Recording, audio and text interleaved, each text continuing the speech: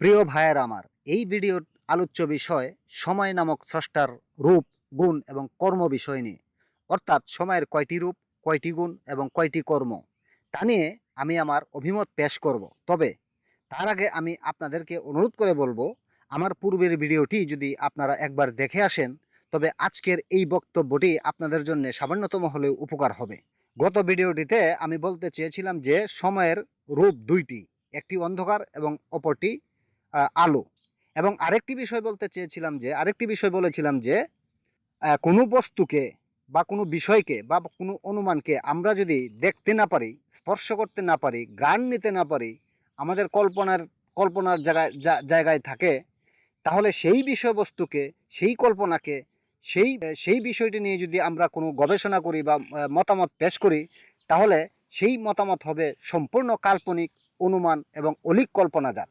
যেমন আমরা যদি বলি যে স্রষ্টাকে, রব বা আল্লাহ, আল্লাহকে কিন্তু আমরা দেখি নাই। আল্লাহই যে স্রষ্টা, রবি যে স্রষ্টা, সেই বিষয়ে আমরা মতামত পেশ করতে পারি, কিন্তু সেটি কাল্পনিক এবং অনুমান ছাড়া আর কিছু না। বিকজ আমরা কিন্তু আল্লাহকে দেখি নাই, আল্লাহকে স্পর্শ করতে পারি না, ছুঁইতে পারি না, আল্লাহর ঘ্রাণ নিতে পারি না, এবং আল্লাহ কিন্তু আমাদের পঞ্চ ইন্দ্রিয়ের বাইরে। সুতরাং আল্লাহকে নিয়ে যদি আমরা কোনো মতামত পেশ করি, সেটাই হবে অনুমান এবং কাল্পনিক।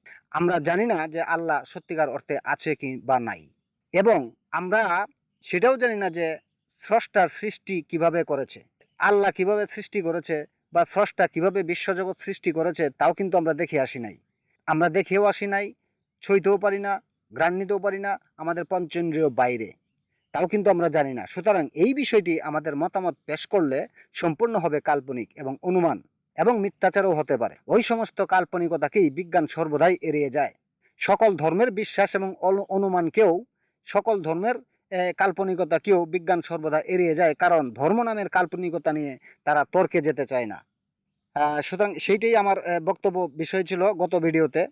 আর পূর্বের ভিডিওটির ধারাবাহিকতায় আমি আজকে সময়ের কয়টি রূপ, কয়টি গুণ এবং কয়টি কর্ম, তা নিয়ে আমি আমার মতামত পেশ করব। আপনারা যদি আমাকে এই ভিডিওটি সম্পূর্ণ দেখেন এবং লাইক কমেন্ট করে আমাকে সাহায্য করেন, তাহলে পরবর্তী ভিডিও আপলোড দিতে আমি উৎসাহিত বোধ হব। আমার অভিমত বা মত প্রকাশের সাথে আপনারা হয়তো দ্বিমত পোষণ করতে পারেন, কিন্তু এই ধরনের ভিডিও আপলোড করতে আমার অনেক পরিশ্রম করতে হয়। কারণ হলো, আমার কন্টেন্টের বিষয় নিয়ে কোনো তত্ত্ব নাই, কোনো প্রমাণও নাই, যা আমি ভিডিও বানিয়ে আপনাদের সামনে উপস্থাপন করতে পারবো। ওই ধরনের কন্টেন্টের ভিডিও তৈরি করার মতো কিছু নাইও, কোনো প্রমাণও নাই।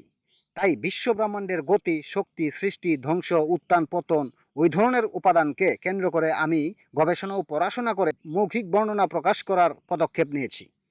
তবে বিশ্ব ব্রহ্মাণ্ডের যে সমস্ত ভিডিও পাওয়া যায়, তাদের মধ্যে নাসা, পিবিএস স্পেস এবং ইউনিভার্স স্যান্ডবক্স এদের মতো প্রতিষ্ঠানে যে সমস্ত ভিডিও পাওয়া যায়, তাদের কাছ থেকে ভিডিও ধার বা কর্জা নিলে আমার ভিডিওতে কপিরাইট আসার সম্ভাবনা অনেক বেশি। তাই আমার কন্টেন্ট শুধু মৌখিকভাবে বর্ণনা করার চেষ্টা করছি, এছাড়া আর কিছু করার কিছু নাই। চলে আসি মূল পূর্বে। আমাদের আজকের বিষয়বস্তু কি? আমাদের আজকের বিষয়বস্তু হলো সময়ের রূপ কয়টি, সময়ের গুণ কয়টি, সময়ের কর্ম কয়টি। তা প্রথমেই চলে আসি সময়ের রূপ নিয়ে কথা বলি। সময়ের রূপ হলো দুইটি, একটি হচ্ছে অন্ধকার, অপরটি হচ্ছে আলো। একটি হলো অন্ধকার আর অপরটি হলো কি আলো। আলোর রূপ। আলো কি? আলোর দ্বারা আমাদের কি উপকার হয়? আলো হচ্ছে একটি শক্তি, যার দ্বারা আমরা দেখতে পারি। অর্থাৎ আলো আমাদের দর্শনেন্দ্রিয়কে সতেজ করে তোলে। চন্দ্র, সূর্য, গ্রহ, নক্ষত্র, তারকারাজি, যার মধ্যে আলো রয়েছে, সেই আলো সময়ের নিকট হতে নির্গত হয়ে ভিন্ন ভিন্ন পাত্রে ধারণ করেছে। একটি উদাহরণ দিই। সূর্য হতে আলো বিচ্ছুরিত হয়ে সেই আলোর দ্বারা আমরা দেখতে পাই। কিন্তু সূর্যের কিন্তু একসময় নিজস্ব কোনো আলো ছিল না। সূর্য নিজেই একসময় অন্ধকারে নিমজ্জিত ছিল, কিন্তু কোনো এক সময় নামক শক্তি হতে আলো বিচ্ছুরিত হয়ে সূর্য নামক পাত্রকে ধারণ করেছে। সেই পাত্র হতে আলো বিচ্ছুরিত হয়, সেই আলো বিচ্ছুরিত থেকে আমরা দেখতে পারি বা অন্যকে দেখাতে সাহায্য করে। অর্থাৎ সময় নামক মহাশক্তি হতে আলো নির্গত হয়ে সূর্য নামক পাত্রে স্থান গ্রহণ করেছে এবং চতুর্দিকে আলো বিচ্ছুরিত হয়ে গেছে। অনুরূপভাবে যে সমস্ত পাত্রে আলোর সন্ধান পাওয়া যায়, সেই সমস্ত পাত্রগুলোতে সময় হতে আলো নির্গত হয়ে সেখানে স্থান গ্রহণ করেছে। সেই পাত্রগুলোতে স্থান দখল করে অন্যকে সাহায্য করে, অর্থাৎ অন্যকে দেখাতে সাহায্য করে। যেমন আমরা দেখতে পাই আলোর দ্বারা দুনিয়ার সব কিছুই দেখতে পাই। অপরদিকে অন্ধকার নামক সময়ের আরেকটি রূপ রয়েছে। অন্ধকার নামক সময়ের যে রূপটি রয়েছে সেটি বর্ণনা করতে গেলে আমাদের অনেক সময়ের দরকার এবং অনেক গবেষণার প্রয়োজন। তবে সংক্ষিপ্ত আকারে বর্ণনা করলে আমরা অনুমান করতে পারি যে আমাদের জ্ঞানের ভিতরে, জ্ঞানের বাইরে, চোখের সামনে, চোখের পিছনে, কল্পনার জগতে বা অকল্পনীয় জগতে যা কিছু রয়েছে সব কিছুই ছিল অন্ধকারে নিমজ্জিত। এখনও অন্ধকারে নিমজ্জিত রয়েছে এমন অবর্ণনাত্মক, অকাল্পনিক অনেক কিছুই রয়েছে যা রয়ে গেছে অন্ধকারে নিমজ্জিত, অদ্যাবধি পর্যন্ত প্রকাশ হয়নি। অর্থাৎ অন্ধকার হলো সময়ের প্রধান রূপ। অন্ধকার হলো সময়ের প্রধান রূপ। সেই অন্ধকার থেকে সময় নিজেই আলো সৃষ্টি করেছে। তা আলোর বর্ণনা করেছি, অন্ধকার থেকে যে আলো হয়েছে সেটা আমি একটা প্রমাণ করেছি এবং এখনো প্রমাণ করব যে সময়ের নিজস্ব রূপ হচ্ছে অন্ধকার। অন্ধকার থেকে আলো সৃষ্টি হয়েছে। সেই আলো একটি পাত্রে ধারণ করে সেই পাত্র থেকে আমরা আলো, বিচ্ছুরিত আলোগুলো আমরা অনুভব করি। সেই অনুভব দ্বারা আমরা দর্শনেন্দ্রিয়কে সতেজ করি এবং সতেজ করে তুলে, যার সাহায্যে আমরা দেখতে পারি। কিন্তু অন্ধকার দ্বারা আমরা কি পারি? অন্ধকার দ্বারা আমরা দেখতে পারি না, কিন্তু অন্ধকার হলো সময়ের আসল রূপ এবং মৌলিক রূপ। অন্ধকার হলো সময়ের প্রধান রূপ। তাই অন্ধকার থেকে দৃশ্যমান, অদৃশ্যমান যাই বলি না কেন, সব জগৎ অন্ধকার থেকে সৃষ্ট বা অন্ধকার থেকে নির্গত হয়ে বহু আবর্তন বিবর্তন হয়ে আমাদের চোখের সামনে ধরা পড়েছে এবং আমাদের চোখের সামনে ভিজিবল হয়েছে বা আমাদের চোখের সামনে হাজির হয়েছে, যা আমরা দেখতে পাই। আরও এমন অনেক জগৎ রয়েছে যা অন্ধকারে নিমজ্জিত, আমরা দেখতে পাই না। আমাদের চোখের বা আমাদের কল্পনার বাইরেও অনেক জগৎ রয়েছে। আমি বিষয়টি আরেকটু পরিষ্কার করে বলি। আমাদের দৃশ্যমান জগৎ, অদৃশ্যমান জগৎ, আলোকিত জগৎ, অন্ধকার জগৎ, জ্ঞানের জগৎ, জ্ঞানের বাইরের জগৎ, অনুমান জগৎ, কাল্পনিক জগৎ, যা কিছু আছে, যা কিছু জগৎ রয়েছে তা কিন্তু আলোকিত হবার জন্য অপেক্ষমান। আরও অনেক কিছু আছে যা আদৌ আলোকিত হবে কিনা তা সময়ই বলে দেবে। সময়ই বলতে পারে তাকে আলোকিত করবে কিনা।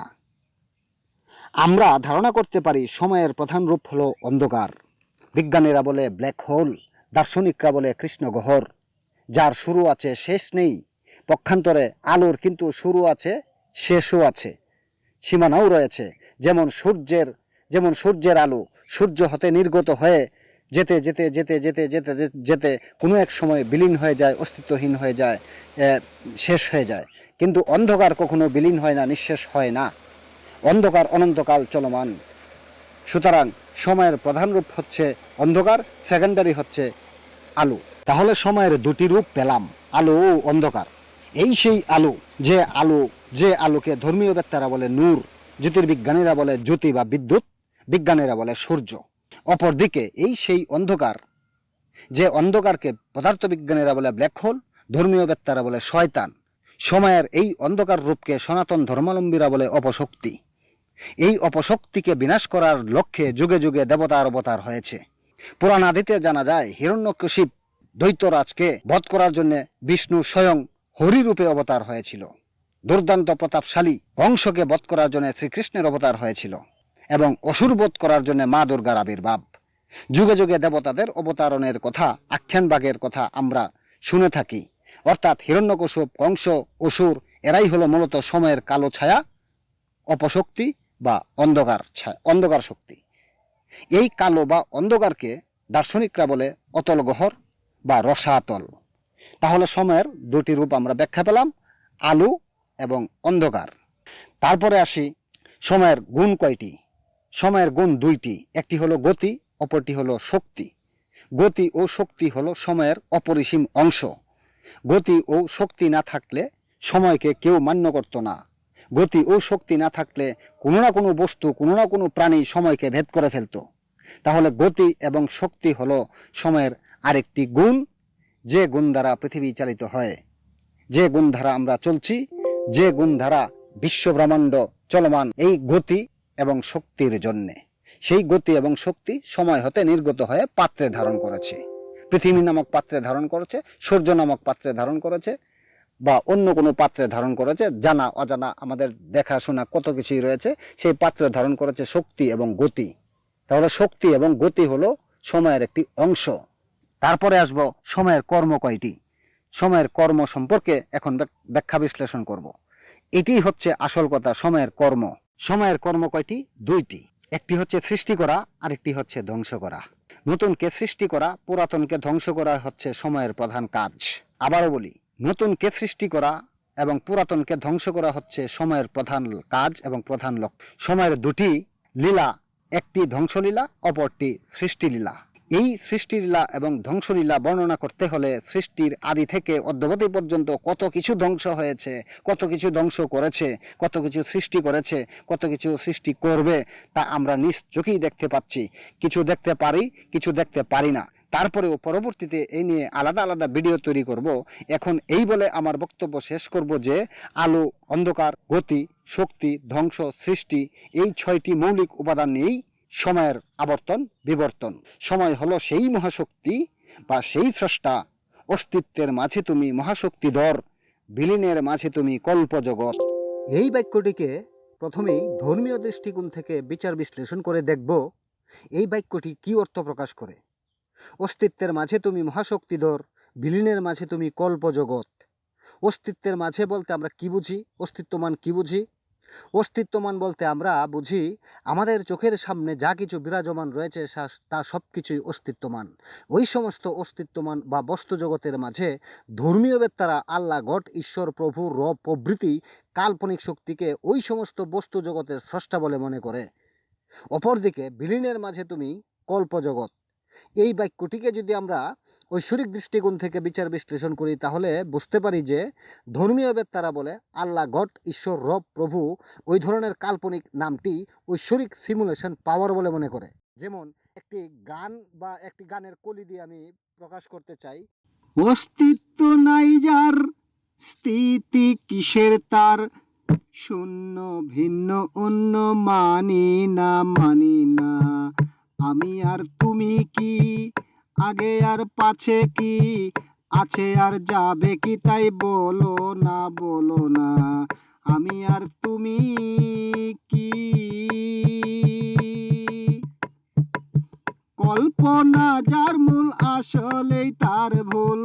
যুক্তি ছাড়া উক্তি মানি না, মানি না। আমি আর তুমি কি, আগে আর পাছে কি, আছে আর যাবে কি, তাই বলো না, বলো না। তুমি যদি থাকো প্রভু, আমাতেই রয়েছ, বিশ্বব্যাপী তোকের নাম খানা। তুমি যদি থাকো প্রভু, আমাতেই রয়েছ, বিশ্বব্যাপী তোকের নাম খানা। তোমার মাঝে আমি, আমার মাঝে তুমি, আমি না থাকলে তুমি কিছু না, কিছু না। আমি আর তুমি কি, আগে আর পাছে কি, আছে আর যাবে কি, তাই বলো না, বলো না। অস্তিত্ব নাই যার, স্থিতি কিসের তার, অস্তিত্ব নাই যার, স্থিতি কিসের তার, শূন্য ভিন্ন অন্য মানি না, মানি না। আমি আর তুমি কি। এই গানটিকে কেন্দ্র করে আমি আরেকটি ভিডিও তৈরি করব, পরে আমি তৈরি করব। এখন আমাদের মূল আলোচনায় চলে আসি।